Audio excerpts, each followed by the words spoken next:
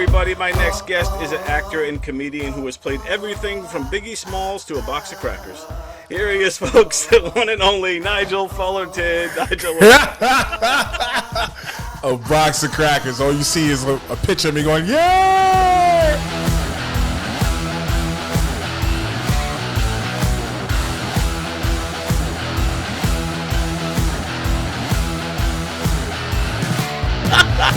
This is crazy.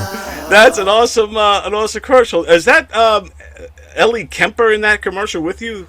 No, I don't think so. In the cracker commercial? Yeah, it looked like I was watching it because I wanted to make sure you were definitely a box of crackers before I had said that. Yeah, I definitely was. It was for they told me it was for the NFL, and then all of a sudden it wasn't for the NFL. It was a FDA thing. Yeah, it was like for FDA, it was it wasn't RFK at the time, but it was his department, right? It was right before the pandemic hit. Like, I remember we were shooting more, and then all of a sudden, hey, you can't go to DC because this new thing called COVID is happening. And the whole world would change forever, man. Yeah, and they still wanted that money back. Crazy, man. Yeah, but I was like, is the other girl in the other box? It looks like Ellie Kemper from what do you call The Office? Kimmy Schmidt. Yeah, right. Mm. I was like, is that her? Yeah, but maybe it just looks a lot like her. But cool stuff, man. Yeah, they never told me they were putting me in a cracker box. I just want to let you know, for the record, anytime you see me in something crazy, they never explained to me exactly what's happening. I'm in a new commercial now that's coming out in a little while, and they never explained to me what is going on. And I can't really specify what it is, but let's just say it might be a Super Bowl commercial. I'm just putting that out there. Damn. Might be you will never see my face. Is it because you're wearing a costume, or is it AI type of shit? Or you gotta cover your face up with a cartoon head or something? Let's just say this is for prostate cancer. Oh, wow. Now my imagination is running wild with prostate cancer. What you could possibly be, all the things you could possibly be. Yeah. Well, we'll see. We'll see what happens when it comes out. Are you dancing in it? Do they have you? Yeah. Well, Rob Gronkowski's in it. Kittle's in it. All the tight ends. Wow. So if you can speculate what that could be. Right. The tight ends, prostate. Yeah, it's all coming together. There you go. Yeah, there you go. Just use your imagination. Dude, that's awesome. So you're on set with all these guys and all these tight ends of NFL. How'd you get the gig, man? How that good things are happening, huh? Yeah, I mean, it's just, you sit around and wait for stuff to happen, or you actually try to make it happen. So it just happened. It was just like, hey, we want to use you, and I'm glad. It's you book one thing, it brings another things. It cultivates creative stuff. It's good. It's a good time right now. That's what when I was in North Carolina, I was doing a lot more acting than I've done since I've moved away. But and it's like that, like you said, it's almost like a dominoes. You do one thing, like a commercial or something, or if you're in a short film or something like that, and then the casting agent likes you, or somebody else on set talks about you, and then next thing you know, you get another gig, and also word of mouth kind of takes over, and I think you get more out of that than you do running through from audition to audition. Yeah, I've done a lot of documentaries lately. I did 2 documentaries. Well, I'm doing one. I think tomorrow I'm shooting for it, and I'm doing. I'm on somebody's comedy special, Haji Outlaw, that should be coming out soon, called Spangled. I'm also in a documentary for Tino, the IG bum. I don't know if you guys are aware of who Tino is. So basically, during the pandemic, he's the homeless guy that was shitting in the bucket. If you remember that video, it went viral. They were like, New York City's going crazy. And that was my friend Tino pretending to shit in buckets in Penn Station. I do remember that. See? This TikToker is going viral by pretending to be homeless. Yo. does what a typical homeless man does, but he takes it to a whole other level because this man crashes parties, takes bath inside a moving train, and steals people's food.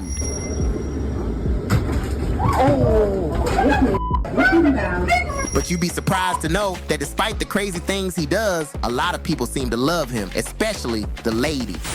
See, yeah, we're doing a documentary on him. It's funny because nobody recognizes him like with regular clothes on, but as soon as he takes off his shirt, immediately he's a star. Wow. So that's like the whole premise of his documentaries, like his life and how he decided to start like shitting in public. Yeah, like he's made like kind of like he's become famous for being a bum, and he's done like several, like he's gained a lot of followers. He's not really that homeless as like it's an exaggeration. Right. He is somewhat homeless, but he's not that homeless, if you get my drift. Wow, damn. Like there's levels to his homelessness, and he wears shoes. Let's just say that. Like, yeah, so he's a step above most. Yeah, he has shoes. He has clothes. You know, I've seen him in certain places. Where does he sleep? Does he sleep on the streets, or is he in a shelter? No, he's like in a shelter. Either he's in a shelter, he's rooming in with people. Like, you know, he's been a comedian for like good, I want to say 20 years now. What I love about stories like this, like with Tino, here's this guy down on his luck, homeless. You know, he's got a pair of shoes, but he don't have much else, but still he manages to find a way to go viral and to get famous, and to the point with him, you know what I mean? So it's never impossible. There's nothing's impossible. You too can be homeless on the internet. Yeah, this is good. Don't worry about your job. Quit your job. Just become homeless and become viral. There's another homeless guy that I know that. Remember the guy with the golden vocals? Yep. That guy he was a homeless guy that made it famous, got viral. Hey, I'm gonna make you work for your dollar. Say something with that great radio voice. When you're listening to nothing but the best of oldies, you're listening to Magic 98.9. Now where is he? I don't know. I heard he was doing radio for a while. He got like a radio. I don't know if he still has it. I mean, they're homeless for a reason, right? Right. But like my thing is like with this whole viral thing, like, okay, cool, you went viral. You're known for this one thing. Now what? Now where does your career go? Does it stay exactly where it's at, or does it go downhill? Does it go forward? I don't know. Yeah, that's where if you're down on your luck and you get a break like that, and all of a sudden you're a internet sensation like Tino or that Golden Vocals guy, then it becomes all right. Now, like you just said, what do you do next? How do you grow off of that? And that's, like, is somebody gonna want to manage that guy and get him gigs? Or, I mean, how do you take it to the next level? The only person I've seen go viral for doing something crazy is that Catch Me Outside girl. Yeah, that's a great one. Catch Me Outside, how about that? The Catch Me Outside girl, she's the one that has been making money on OnlyFans for the past couple years. And she's doing it to support herself. Salute her, but I don't know her for anything else besides that. And she's rapping. Wasn't she the baby? Yeah, but who's heard a song? Right. Yeah, I heard her rap, but I don't know if it's like no one's heard a song. No one is subscribing to her music. That's what I'm saying. Yeah. If you have an OnlyFans, no one is subscribing to your music. Right. Yeah. I'm just saying. I tell them eat, go ahead and eat it up. It's not my fault, my pussy cold, I told them heat it up. No, it's kind of like, it makes perfect sense for someone like to down on their luck like that to do OnlyFans if you're a female. I can't see Tino making for feet videos or something like that. Hey, I mean, listen, people got strange kinks. You can't kink shame nowadays. If people like feet videos of Tino, hey, that's cool. There's another homeless guy that that made it semi-famous. This is before viral era, but he was on the Opie and A radio show. They brought in a homeless talent contest. Yeah. And this guy, his name was it Homeless Mustard or something Mustard? I think it was Homeless Mustard. And he sang a version of Creep. I'm a creep. I'm a weirdo. What the hell am I doing here? When I don't belong here. Yeah. And he made My go-to karaoke song, by the way. I just want to let you know. There you go. And he made both Opie and Anthony, both of them cry. It was so moving and touching. And then he made it famous and semi-famous. He got a record deal. They helped him get like an apartment and all the shit. I don't know where he is now. I'm going to look into it now that we're talking about him again. And see where is Yellow Mustard now? Or exactly. Yeah. I do this all the time to find out where are people now. Yeah.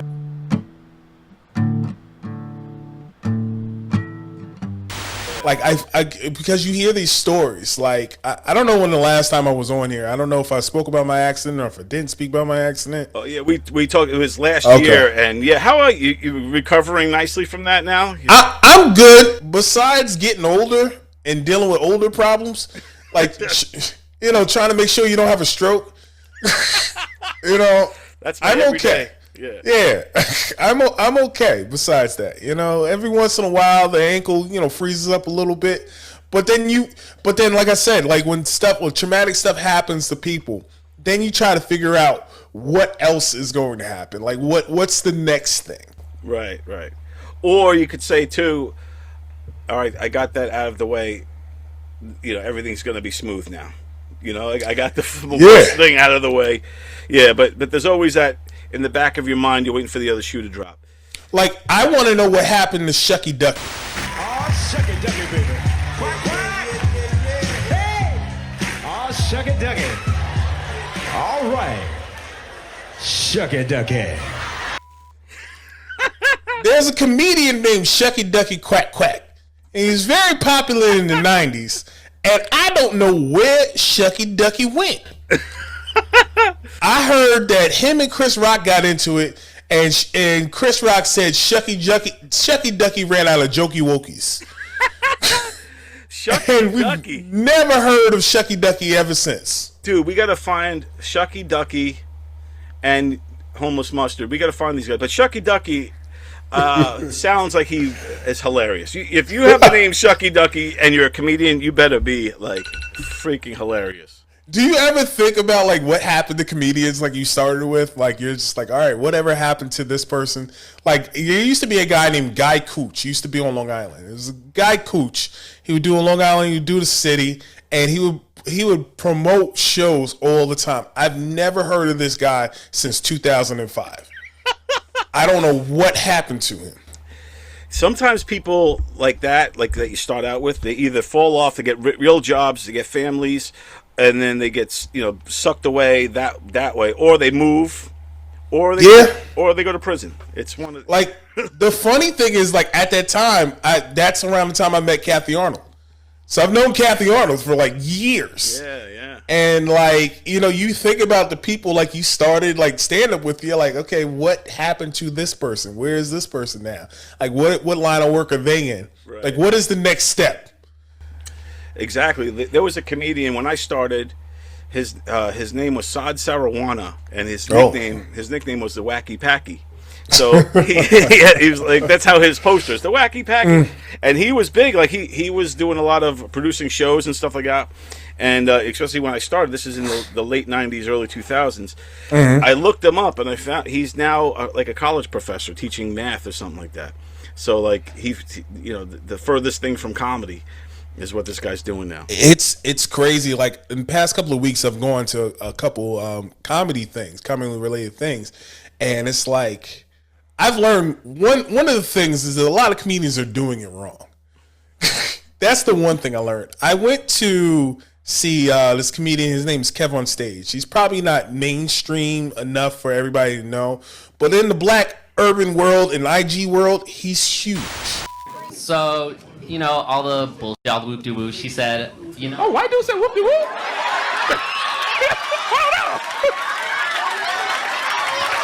White dude said whoop-de-woo? I ain't never seen the white dude say whoop-de-woo.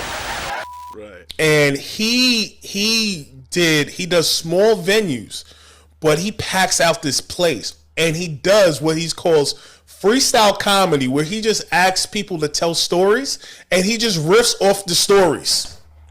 Oh wow. And I'm like, that's all you gotta do? Like he makes it look easy. he makes it look so easy, and I ran into what's his name from This Is Us. He plays Randall. I can't think of it. Sterling K. Brown. I run into Sterling K. Brown outside on the street. He's going to this show. Wow. And then he gets on stage with them. And everybody, and mind you, everybody in this state, I think it holds like a good 1,000 people. Everybody's, the cheapest ticket is $70. Wow, yeah. I'm doing something wrong. Well, that's how you bank on viral. You know what I'm saying? Like, if you know, then you just got to put the asses in the seats, and like, you know, so that's what Tino could be doing. That's what, you know, a lot of these. I don't think anybody wants to spend $70 to go see a bump. I think you could just go outside and walk around a little bit just to see the bump. See a bump. You don't really want to ask them, "Hey, how's your day going? What you doing?" Like, you can just walk outside and go see. You can see him bring him a pair of socks and you're good, right? You don't have to spend $70. Yeah, but I think too, like you say, I don't know if it's that comics are doing it wrong or they just like, how do you go from 0 to 1,000? You know, to selling out a 1,000-seater. You know, it's a tough road. You know, and you do need to depend, I guess, on going viral, and you have to depend on, you know, obviously comedy chops and all that. But do you think nowadays it's more important to be on the internet, to be on social media? Is that like it's more? It seems like every comedian now has to do skits or something to, you know. I think this is where we got away from a lot of the stuff, right? So if you look at just New York stand-up period, right? Because New York and LA are different, and like different, even in the Midwest is different. All people like different stuff. But from New York's perspective, people focused on the writing of a joke. They put more focus in the writing of a joke than their personality. So they could write a perfectly crafted joke, but their personality sucks. Chris Rock is one of the greatest stand-up writers that we know. Yeah. His personality is not the best. He's very awkward. Right, yeah. And like so, and shit, yeah. Exactly. So what you're seeing from the people on their social media platforms is them showing a piece of their personality. That's what's missing. A lot of people think it's viral. It's go on Instagram. It's do this, do that. Make 20 posts a day. It's not that. It's basically, do people like you? Right. And if people like you, they'll keep coming because they like you. Not because you made them laugh, not because you said something poignant, because they like you. And as long as you're likable, they'll keep coming. You know, I've laughed at things, never went back to. Right. That's a good point. You know? Yeah, people sleep on likability, and I think likability, and that's something too. Do you think that likability can be taught, or you either have it or you don't, right? You either have it or you don't. I think a lot of people work toward being likable, which is bad. See, for me, the gift and the curse with me is that, like, I know I'm likable. I know people like me. I don't want to be liked a lot of times.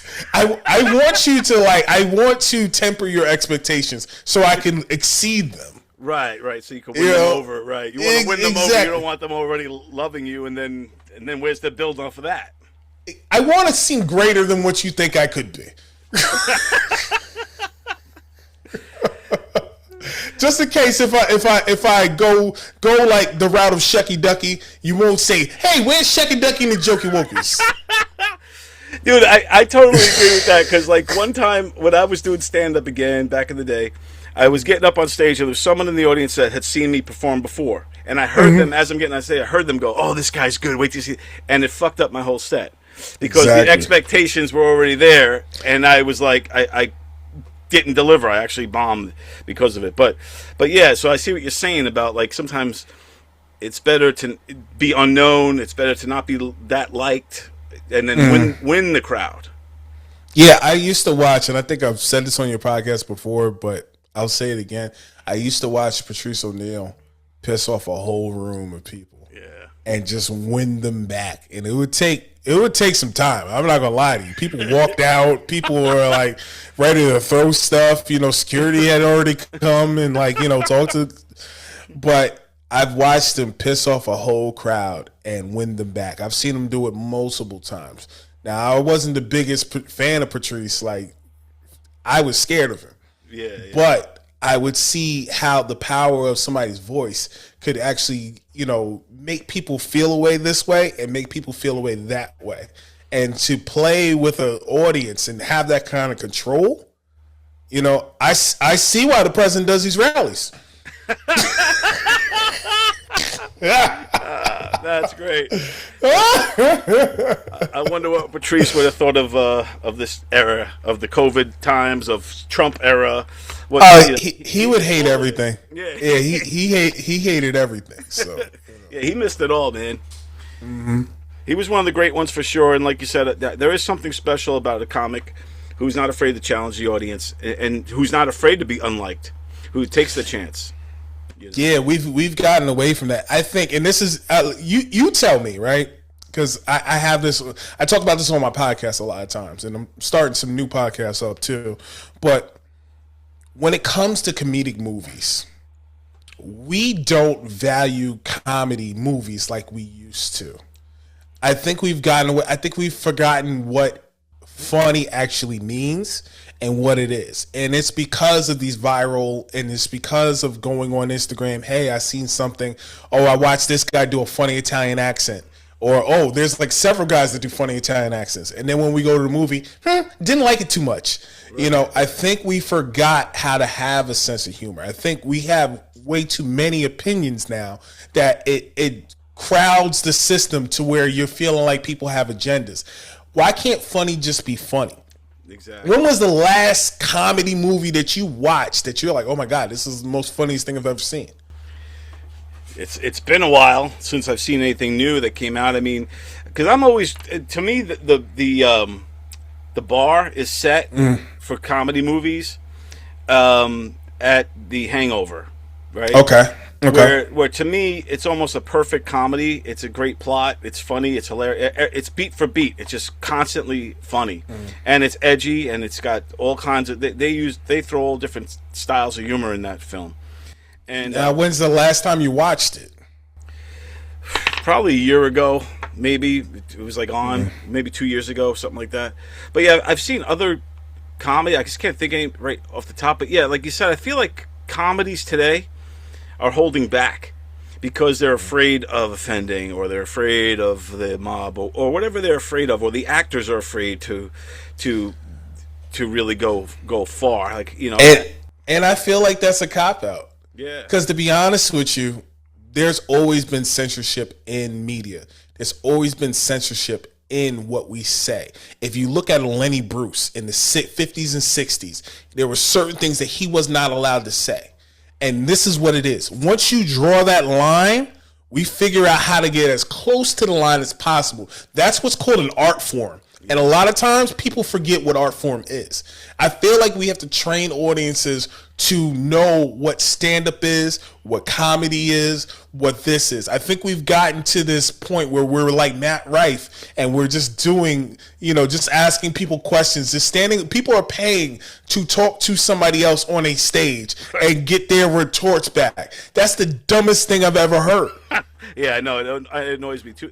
I like crowd work, but not if it's your whole set. I don't like that. It's your whole, when I first started stand-up, that was all I had. All I had was the fact that I can engage with a crowd. Right. I went to, I think this was like last year, I was on a cruise, and I ran into some buddies of mine, and basically they were doing their sets, and I know that they do their set over and over and over. It's the same set overnight, but they make it look like, hey, this is new and polished. Right. So I was with some people, and they're not comedians, but they were like, oh my God, I love when he just comes off the cuff and he does this. Oh, we're gonna go see him again tomorrow. They watched him again tomorrow, and he did the same jokes. Oh, I'm so mad he did the same. Why are you mad? This is what made you laugh. Right. If you look at the 70s, Steve Martin had a record where he came out with everybody, he would do the wild and crazy guy, and people wanted him to do the jokes from the record.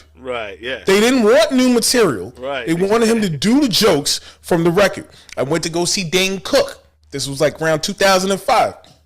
I think this was after Harmful is Swallowed. It was the next album that he did. I forgot what it was. Oh, yeah, but, I remember that. It was Full Circles? I forget what it was. No, it wasn't. It was before Full Circle. I forget the name, but this was like the double disc album. Yeah. But anyway, I went to go see him in Madison Square Garden, and people wanted him to do "Hello, I'm a car." You know, like they wanted him to do the jokes from the album. Right. So where do we get to a point where we want you to do new, fresh material every single time you come up? We want you to do this.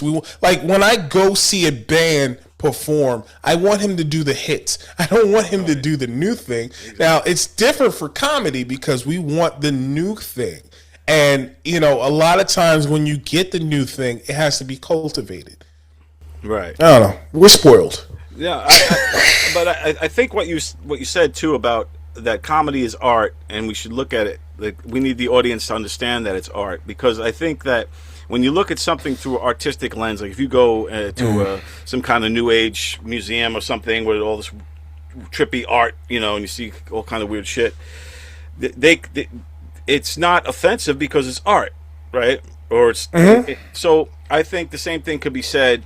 And also in films, films can get away with certain things because it's in a movie and it's but for some reason in stand-up, the comic is held accountable for his material, like the writer of history, American history, actually, let's say, right? He's not held accountable to that writing that script. Like he's not, you know, you're a racist because you wrote that. But if somebody went up on stage was cracking jokes that were, you know, edgy on race issues, then that person would be considered a racist. But I think there's a way of doing that. You know what I mean? Like because it's an art form, you have to be careful. You have to be mindful of what everybody is saying. So like you have to be able to know, hey, this person might take offense to this. And that's what makes the joke crafty. Because if you're just saying racist stuff just to get a rise out of people, then you are a racist. And then it's just a race rally. You know, but there has to be a point to what you're doing. Now, if somebody catches it on the wrong or takes it out of context, that's on them. The context of what you're trying to do has to be surgical. It has to have a beginning, middle, and end. You have to be trying to make a point out of it. And the problem is that we're not making points. We're just saying stuff. And then we're saying, oh, no, that was a joke. Nah, that's how you really feel. Right, yeah. You know what I'm saying? You can't, after you said it, you can't take it back. Words have power.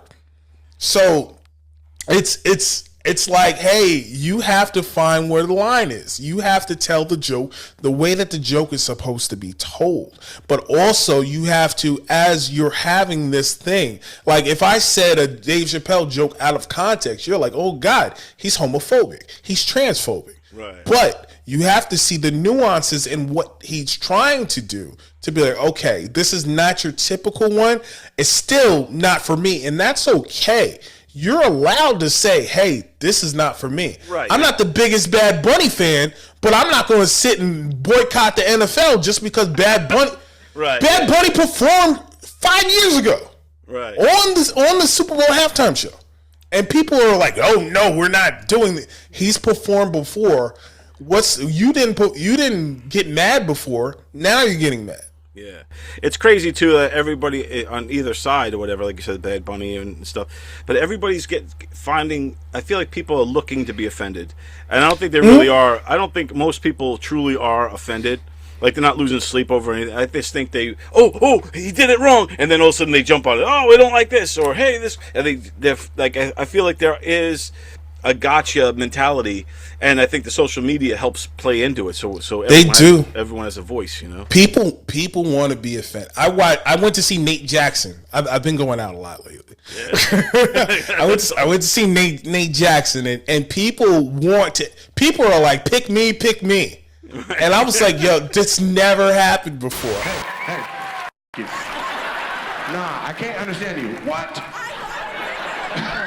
I'm like, yo, people actually want to get picked on. Right. And it's like, why? Why do you want to be offended? Why are you coming to the comedy show to be offended? I remember there was a time where people were like, hey, you know, you can't just go after the people. Like, people were ready to fight me sometimes because I made fun of them so bad. You know, so I don't know. It's a crazy, like you said. I feel like it's starting to get balanced out again. I feel like comedians are always on the forefront of change, and I think it's starting to get its legs again. Where I don't feel like comedians are ever afraid really to talk their minds on stage. But I feel like everyone's, fearless. Comedy is fearless again. Comedy is definitely edgy again on all sides of the coin. And that's one thing I love about comedy too, is it's probably one of the most diverse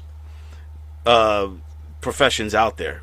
Everybody is out. You got everything is in comedy. Every single person is represented to some degree on the comedy stage, and I love it. Yeah. The diversity in comedy is great. I think that it's what makes comedy better. I think if you had, for instance, and I'm not trying to go off of anybody's tangent or how anybody thinks, but if you had several Italian guys talking the same material, you're going to be like, okay, once the Jewish guy comes up, you're like, finally, I'm represented.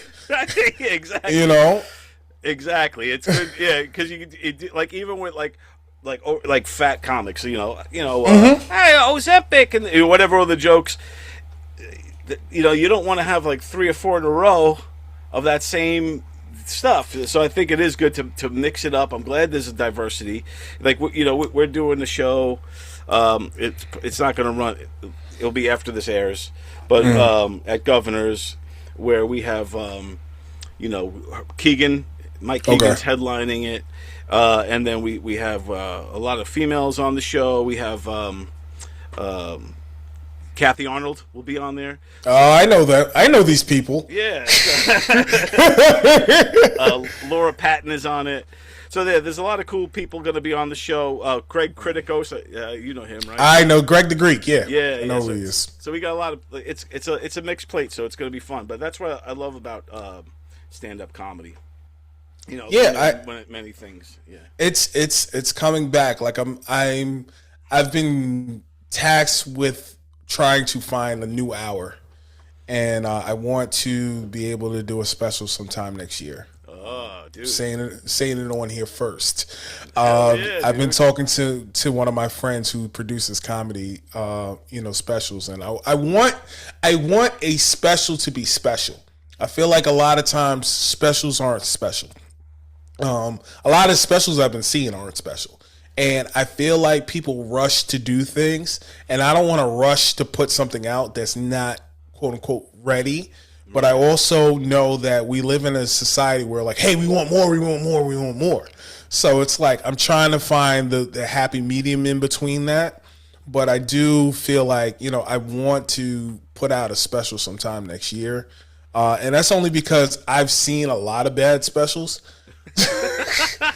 Like, I've seen so many. Like, I was at a taping of a special. I don't know if I told the story here or not, so pardon me. But I was at the taping of a special. I'm not going to say the name of the person, but let me tell you, it was the worst special I've ever seen. And I'm not even exaggerating. I was there for 3 tapings of this. Wow. And even the crowd, like I was helping tape it. Like, I had a camcorder and everything like that, and I was trying to get reactions of the crowd laughing. I couldn't get anything. That footage was not used. I'm like, we're gonna have to do a laugh track because it was like your opening acts were better than and what made me. And I'm normally not a person that that will shit on somebody's art, because that's your art, right? Right. But when I talk to you and you tell me this is your 3rd special, right. Like, I expect this to be, hey, I learned from my mistakes. I'm taking it up a notch. Yeah, you feel like you got to get better with each one. Yeah. Yo, it was pretty bad. But the funny thing about all of this is she was able to use this to get spots to tour, to go to other cities with this special. Not only that, they were able to shop it around to get money. Wow. And I'm like, for that bullshit? Yeah, like if she could pull that off, I could kill it. I'm going to come up with some new jokey wokies. Yeah. Some new Shuckey Duckey Jokey Wokies. Some new Shuckey Duckey Jokey Wokies. I love Shuckey Duckey, by the way. Yeah, we got to find where Shuckey Duckey is, and if I find him, I'm gonna see if I can get him on. I'm gonna try. I think he should. I really think that he has a story. I feel like, and I don't know how familiar you are with his career or not, but yeah, I know who he is. I don't know. Like you said, it's been a long time. Right. He's kind of somebody like Hamburger. Yeah. Hamburger. Yeah. And he's accessible. Like I've spoken to him. He has great stories. And he'll tell you stories about Bernie Mac, Chris Tucker, like starting in the 90s and why he says hamburger, and like he's amazing, like he's a wealth of knowledge.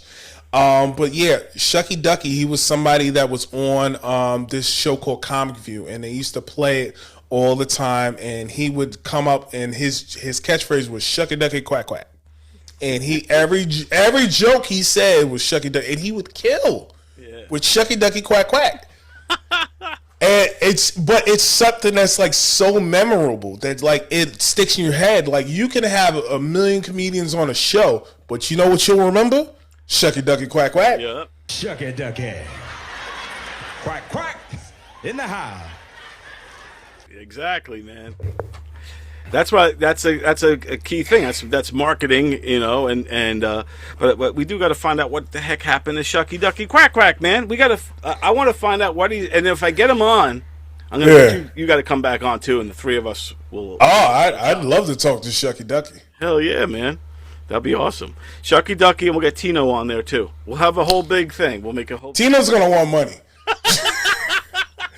Tino got expenses. Tino, a homeless person with expenses. It's ridiculous. now you mentioned that you're doing podcasts and stuff like that, and I know you were doing Murphy Mondays for a long time, and you're probably one of the biggest Eddie Murphy fans that I know. And Eddie Murphy, I love Eddie Murphy. I think most people who grew up in my age bracket, or just in general, you're young. You're younger than me, and you a huge Eddie fan. I think Eddie transcends all of that because he has so many different layers to his career. Right. But he just recently did that documentary, and I wanted to get your thoughts on it. If you learned anything different, new about Eddie through that, or what your thoughts overall, what would you grade it? Like, just let's go into that documentary a little bit. So did I learn anything? Did you learn anything there? There's a lot of stuff that I already kind of knew. I was hoping they would talk more about his Long Island stuff, like when he was That's younger. one. Yeah. And I would love to have seen more of that. And I think they went in pretty good with SNL, but I think they could have dug a little deeper on some of the I would love to know more behind the scenes of him creating some of these characters. Like, why did he come up with Gumby and like all that kind of stuff. I know why. That's the problem. He didn't say that. So like you do a documentary and you have SNL in there, but you don't get Joe Piscopo. Yeah, truth. Yeah, you should have. Okay. You don't have Robert Townsend. You don't have Keenan Ivory Wayans. You have people on there. You have a Chappelle. You have a Kevin Hart, and you have Pete Davidson. But that's only because they're relevant now. Right. Yeah. If you're telling your life story, or if you're going through this, I would like to know people from back then.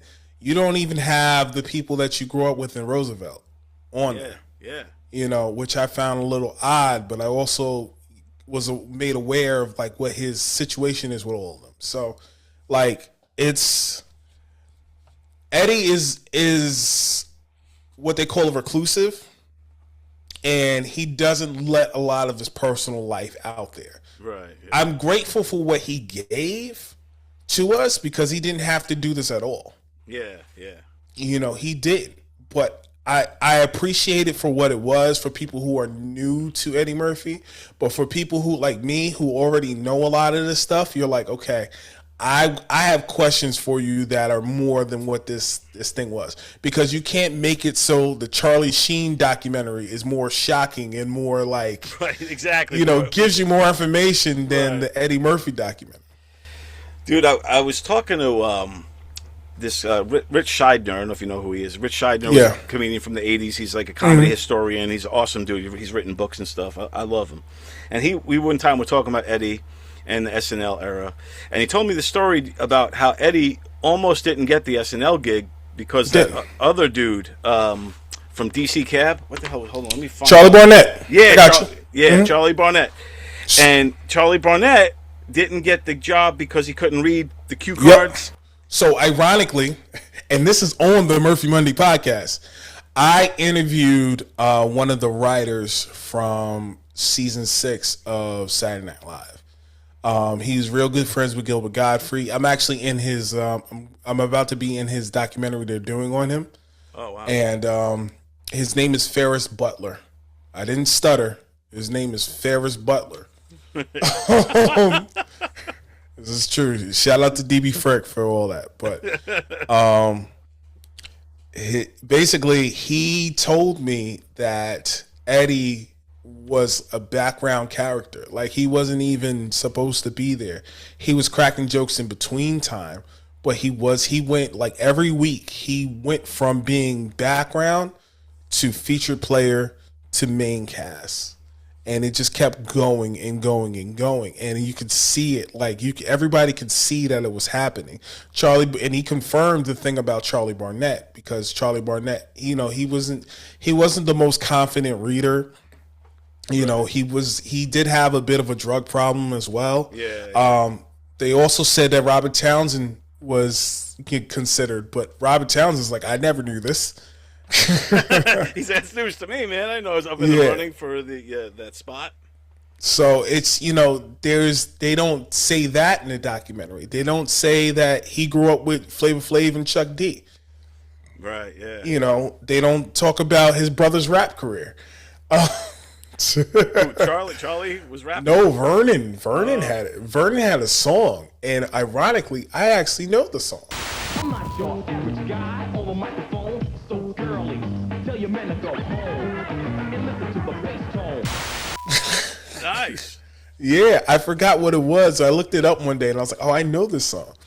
But there's like stuff that everybody wants to know, and I wish that he would have told us what it was like on the set of Harlem Nights. I wish he would have told us what it was like shooting his first movie.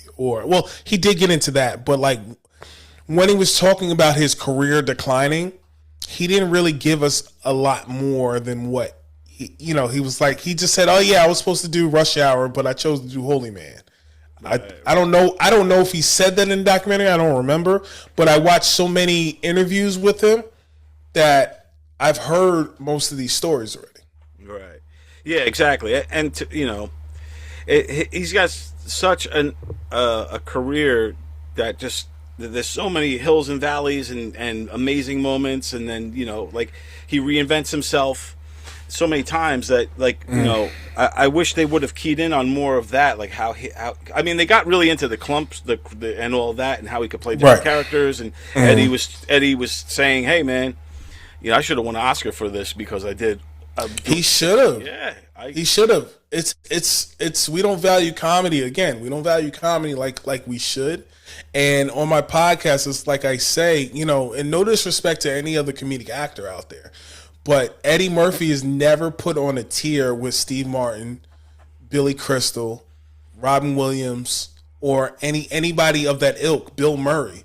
They never put him on there. And if you look at it, Eddie Murphy has more movies than they do, number one. Number two, he has more successful movies than they do. And people forget that Bill Murray made a movie called Mixed Nuts. People forget that he made Cheaper by the Dozen. People forget that Steve Martin made Sergeant Bilko. They forget about all these bad movies. The Man That Knew Too Little. Like, there's a lot of bad movies. And when people talk about Eddie, they say, oh, yeah, we love his movies in the 80s. you also love the movies in the 80s of Bill Murray, and Steve Martin. Right, yeah. You can't tell me a newer movie from Bill Murray or Steve Martin that you actually love. Don't tell me he's Bringing Down the House. No, it's a great point. And also, if you think about it, too, like Eddie, people will say, oh, yeah, all his best stuff was in the 80s, right? Mm-hmm. But they forget you can't sleep on Donkey and Shrek and like what he did there. Yeah, it's a cartoon film, but, I mean, it's iconic. It's an iconic character that he brought to life, you know? Not only that, most films that people love are from the 80s. Right, yeah, that's like... If you really boil down... Like, I used to have this thing, because I'm a film buff, so, like, that's why I keep talking about movies. I used to have a thing where I used to say that the worst decade for movies is actually the 2000s, between 2000s and 2010s. I think that's the worst decade for movies. I think movies were better in the 90s, but the 80s had the soundtrack that made you remember these movies. So, like, anytime you hear a song from the 80s, you're like, okay, I know this from this movie. This is from Pretty in Pink. Right, this is from, like... Right, exactly. Hall & Oates will always have a film. Yeah, exactly. Because and that's a lot with the John Hughes did a lot of that stuff with the putting the 80s soundtrack to the movie and making it like this almost like a time capsule, right. Where when you hear certain songs, it just takes you into that era, that whole era. So yeah, I mean, I think the 70s was when movies started to change and get more art, more like stronger films, like acting got stronger, the filmmaking, everything was just up a notch. And then when you get to the 80s, it's more commercial, mainstreamed it, yeah. And right, that's when you start having blockbuster movies. Right, yeah, Goonies and movies like that, and Ghostbusters. Ooh, yeah. I heard Eddie was supposed to be in Ghostbusters, wasn't he? And they never talked about that either on the documentary. Yeah, Eddie was supposed to be in Ghostbusters. I think it would have been a funnier movie, but that's just my take. Yeah. He was supposed to be Billy. He was supposed to be, what's his name's role? Winston Zedmore. Yeah. It would have been cool, man. Like, but that's the thing. It's always the woulda, coulda, shouldas. But I think Eddie's an icon, man. There's never going to be another Eddie Murphy.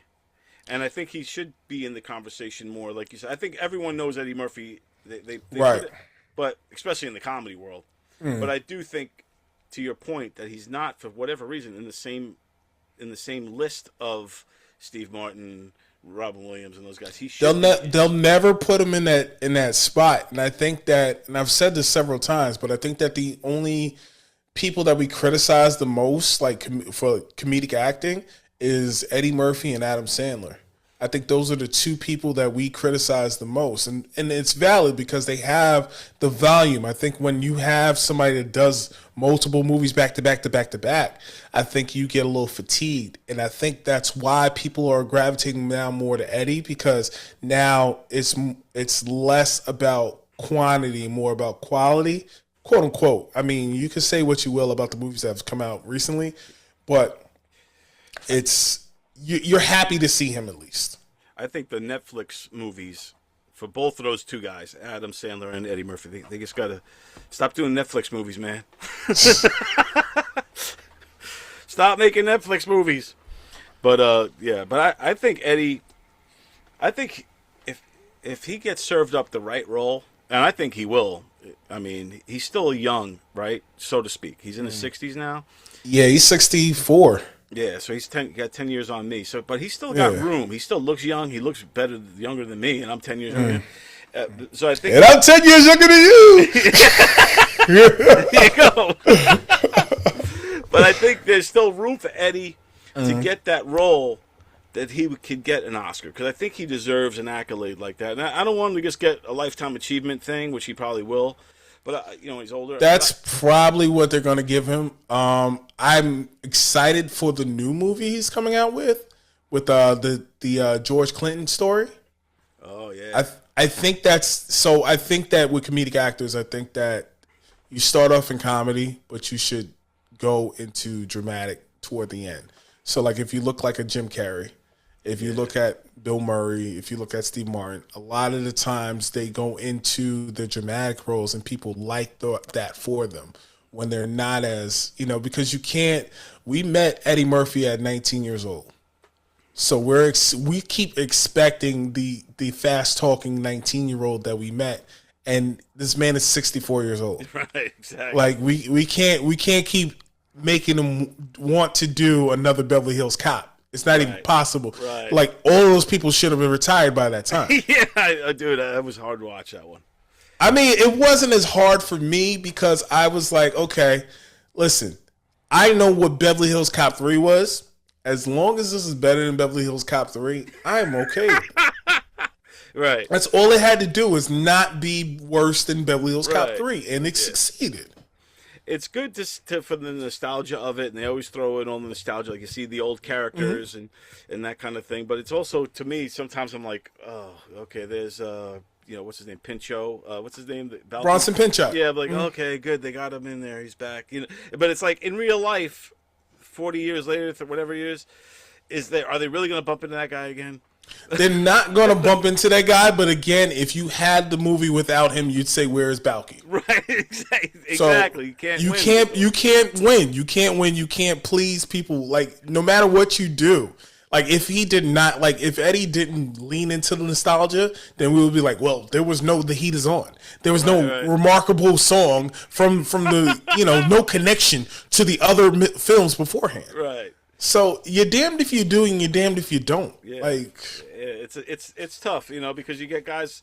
I think most people are happy and love those things, and then there's people like me. I might just be only me who I kind of like. Oh god, here we go with the nostalgia again. Okay, there's this one, there's that person, and I just think it's been overdone. That's maybe why I'm so cynical about it. Yeah, I think that we pick and choose what nostalgia bug that we want to be a part of. Right. Yeah. So we're like, oh yeah, I feel nostalgic for the Transformers movie, and like you're like, that's what I do. That's what me and my buddy Johnny McDonald like. We call each other all the time. Hey, do you remember G.I. Joe when they had the G.I. Joe movie, The Rise of Cobra? Yeah, I remember that. Yeah. Like we call each other, or we talk about very special episodes from different strokes. The bicycle man will always hold a special place in my heart. The bicycle, that's the pervert guy, right? It traumatized me, yeah. Yeah, it traumatized me too, man. See? I'm never going to go get a bicycle. I didn't want anybody to touch me after that. I was like, I don't trust adults at all. What happened to Dudley's shirt? He came out with no shirt on. I remember that. Oh shit, fucking Dudley, man. I think Dudley and Shuckey Duckey are hanging out.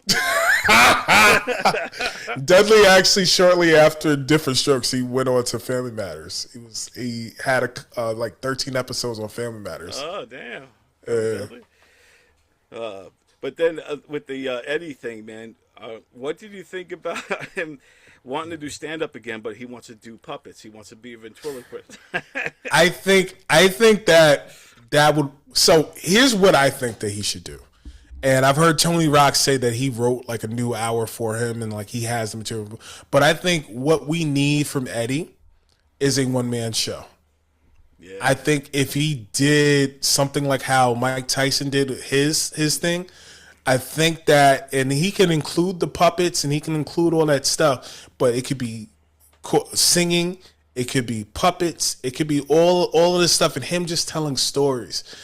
I think because he's the age that he is now, I'd rather see him more like a Bill Cosby, to where not putting stuff in people's chocolate, but sitting down and telling stories. I think him telling stories is one of the funniest things. I think that's where his humor lies. If you watch all the funny people around him, they say he's the funniest person in the room. Why? Because he has all these stories. Right. And granted, most of the people that he hung out with are dead now, so he can actually tell these stories. Right. That's true, right? Yeah, all those old guys took him out and all that shit. I'm just saying that every person that he talked about hanging out with is no longer with us. Yeah. Prince, Michael Jackson, Whitney Houston, Rick James, like you name it, a lot of these people are gone. But just those names that I named, I guarantee you he has a million stories about these people. Yeah, man. And I think the one-man show is actually the best way he can do it, because like you said, he's older now, he's 64. It would be a little weird if he's walking around talking about, I just like to fuck. I want to be fucking. You know? I don't want to hear that. I mean, he could exactly. do that in the one man show, right? Yes. But it could be about him getting older. He could be like, I remember when I was in my 20s, all I wanted to do was fucking, and then, but like you said, I think that's a great idea, because if he does a one man show, that show will be on Broadway. That will be a Netflix special. That could that could be all types of shit. Like, but then I don't think he would want to do it because it's a lot of work to do that. It's a lot of preparation. But again, if he has to just do it for like, a couple nights just to work it out and test it out, I think that's the best bet. I think that's what people want from him. And I think that's his return to the quote unquote stage that he's been talking about. If he wants that, that's what should happen. Dude, and if John Leguizamo can do it, then he did Freak. Yeah, he did Freak. He did a whole bunch of the stuff. He does them great. He's probably one of the best ones to do though. How he does, and Colin Quinn. But if those guys could pull it off, and Mike Tyson pulled it off, then Eddie could pull it off, man. And Eddie would kill it. Mike Birbiglia did a one man show. Right, whole bunch of people. Yeah, so if Eddie could do it, and I think if Eddie, even Jeff Ross has been doing a one-man show for a while out there, something about bananas. I forget what it's called, but he wears like banana suit with all bananas all over it. I don't know what. I have to check it out, but again, when people get older, and mine starts to go, hey, how can I be edgy? Ooh, bananas. That's so true, man. Father Time is unbeaten. That's so true, dude. So you were just here, man. How'd it go? When you come here, it's got to be tough because, I know this. I lived in North Carolina for a long time. Then every time I come home, you got to see everybody. Oh, yes, it's so hard, man. So what's it like? How long were you here for, and what's it like going through all that? It's a whirlwind because you're just there, and then you got to come back like right away. Like as soon as you get here, you gotta go here, gotta go here, gotta go here, gotta go here, and then it's like you're like, oh, I didn't get to see you. Oh, or when you get to town, everybody's like, oh yeah, we gotta hang out, and then silence. Right. Yeah. Exactly. Also, where's everybody? Also, no one's around. Yeah. Yeah, but I'm the same way because like people coming out here in LA. And they tell me the day that they fly in, hey, I'm in town. All right, cool. Well, just let me know when you want to hang out. And then I never hear anything from them. Now I'm the jerk for not like reaching out to them. Well, it's the same thing too. Like I got people that would come in, but like that I know from other places, but they're going to Manhattan, and like, oh yeah, meet me out in Manhattan. I'm like, dude, that's like an hour train ride. You know, all this stuff. I'm like, I don't, I don't.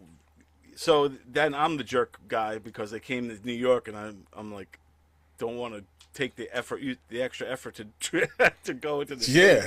You want me to go where? Yeah. Do you know who the mayor is? I'm gonna have to wear a burqa now. What's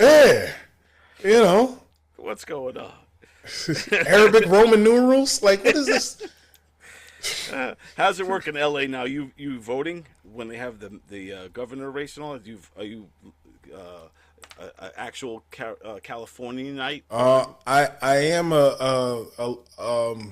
Los Angelino. Oh yeah, Los Angeles. I'm an Angelino. But I only vote in the big elections like everyone else. I think that if we want to talk politics, fine. But I think that the most important elections, and granted, I don't vote in this stuff because I don't really care. Exactly, man. But we should be vetting the people that are in these smaller markets. We should be vetting the people that we are, electing. And the problem is that we scrutinize one side, but we never scrutinize the other. And that's my problem. Like, I don't care if you don't like this side or you don't like that side. Cool. But I would expect you to give the same treatment. Like, if you're saying this person is corrupt, what makes me think that you're not corrupt? Right. You're saying push. It's therefore. What about you makes me, you want me to have the same critical thinking for this side, but you won't want me to do it for you?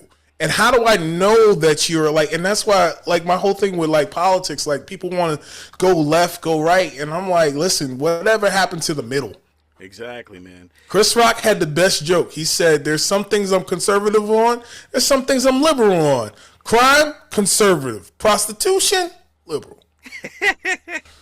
There you go. I think my whole thing with that is it's an old saying, but it's the right wing and the left wing are both flying the same bird. Yeah. So they're all in, and it also goes back to this thing Chappelle said. Dave Chappelle had a bit a long time ago. I don't know when it was, but he said something about 3-card Monte, and he took his girl on a date, and he was going to play 3-card Monte, and he knew for sure where the card was. Everyone else was winning around the table. There was a lot of people winning and stuff. He goes down and throws his money down, like his whole date money is like $100 or whatever, thinking he's going to double it. He ends up losing. The girl goes home. He's sitting around watching them play, and then he starts to realize that all the people that were winning and everybody there, they're all friends. And they realized everyone was in it together, and he was the only mark. He was the only loser. And that's how I see politics. I feel like it's all 3-card Monte, and we're all the marks. They're all in it together, man. I say it's WWE. Like they're all that's good. They're all wrestlers. Yeah. Like they're all like it's all performance art. You have Roddy Piper going against Macho Man Randy Savage, and like it's like they're all barking at each other like, "Oh, you did this and you did that." Yeah, but I don't know exactly. You don't show me facts. You tell me not to believe the news. Who the hell am I supposed to believe? Right, exactly, man. What's the truth? What's real anymore, dude? We don't know. We don't know. I don't know. Honestly, at the end of the day, as long as you're a good person and you live your life right. Because to be honest, like I never expected the government to save me, so I always say I have to look out for me at the end of the day. Right. And no matter who's in office, it doesn't matter because at the end of the day, I'm responsible for me. Right. Exactly, man. It all begins and ends with you, and all of us, every single person. It all begins and ends with you, within you. See, I didn't even get political. I could do this. Yes. There you go. You got to run. I'll vote for you. Hey, I don't like that, but it's okay. Deal with that every day. Somebody's saying, I get mad at people coming at me on the internet. You want me to do that? Hell no. It's a special breed to want to be a politician in this day and age when you know that 50% of the people are going to hate you, and then 50% of the people are going to be on your side. I don't want to even say love you. That's it. Be on your side. Like I don't want to have to fight Megyn Kelly. Why would I want to do that? Yeah, why would every single day I want to have an argument with Megyn Kelly or Candace Owens or whoever? Oh God, that's people coming at me, man. I don't want them coming at me. Jesus Christ. Yeah, man, it's a crazy world, dude. But we're getting through it, bro, and we're doing it. We're having fun doing it, and that's the important thing, man. We're navigating this thing that we call life. Don't let the elevator break you down.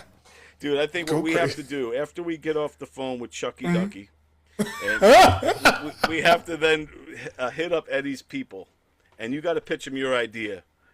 I don't think Eddie, like, I've tried to get in touch with Eddie several times.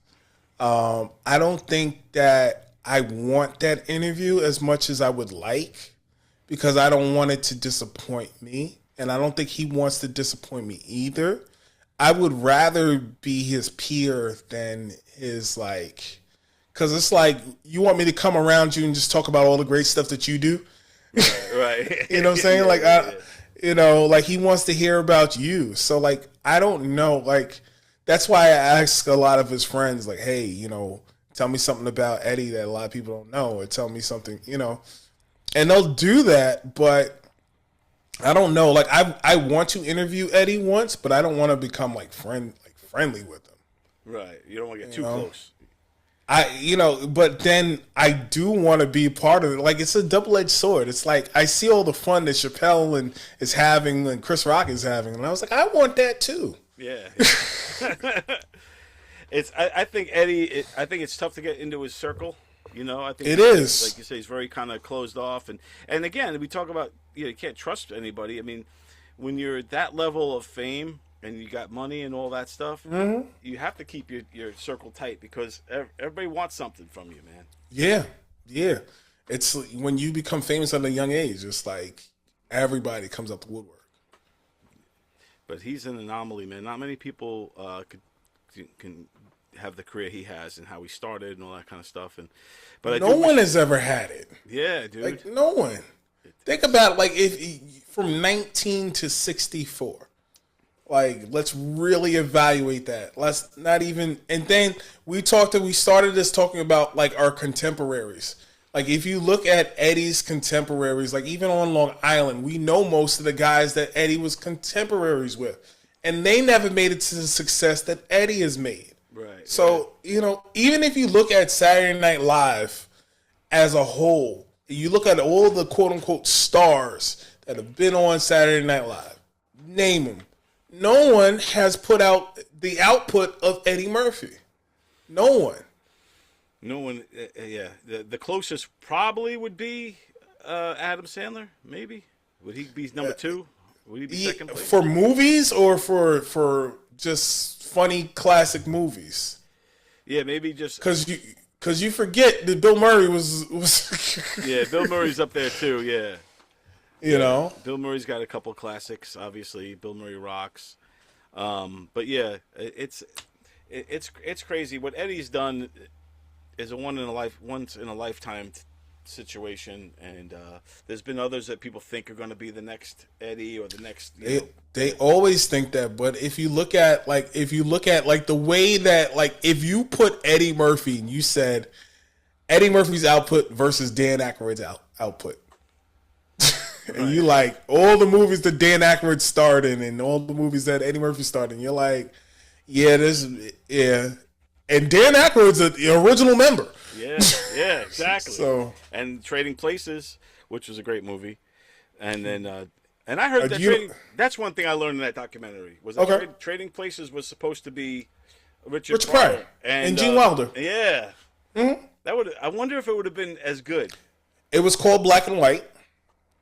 And yeah, it'd probably be like Stir Crazy because remember it was right after Stir Crazy. Yeah.